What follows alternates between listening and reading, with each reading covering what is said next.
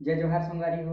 आज हमारे star music Rajpur में मैं एक प्यारा सा गीत होली धमाका के नाम पर होली कर मजा ले ले गीत गाया हूँ, जो आप लोगों को बहुत ही पसंद आएगा, मज़ा आएगा। साथियों ज़रूर देखिएगा।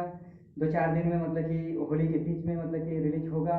कोई भी मतलब कि मत चूकिएगा इस गाना को सुनने के लिए, और बहुत मस्ती करिएगा, आनंद लीजिएगा। और मैं चाहता हूँ कि इस गाना को हमारे राजपुर वाले निश्चित रूप से ये डीजे में बजाएं और सुने, आनंद लें, मस्ती करें।